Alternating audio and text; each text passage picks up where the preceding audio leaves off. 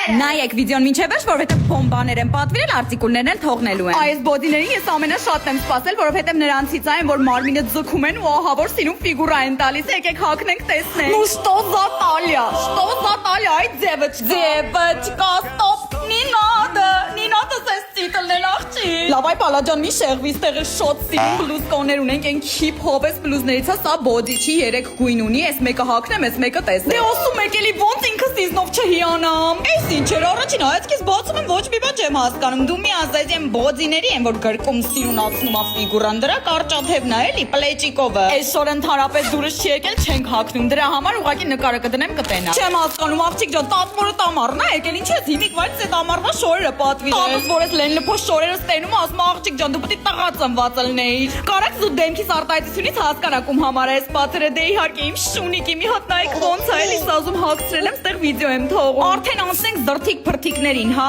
Այս գոտկատեղին կապելու համար աղջիկները կհասկանան։ Իսկ այս տրանսֆորմեր ցեպը, ասում են ոնց վրցնում ես, տենց սիրուն բաներ ա լինում էլի, բայց ոնց հասկացաք ես չկարացա։ Այս իմ ամենաչստացված պատվերն է։ Այս ինչ է, ես բորդո գույնի սիրուն ատլասից շոր էի պատվիրել։ Լավ է ներվերս գնաց, դուք ավելի լավ ականջողերս, մատանիներս ու թևնոցներս նայեք, ասում են սրանք հիմա ավոր տրենդվի են, էլի, ես շատ տրենդային աղջիկ եմ։ Մի խոսքով այսքանը, գուշակեք ինչքան գումար ծախսեցի ես ամեն ինչի համար, մեկ էլ գրեք, հավանեցիք թե չէ։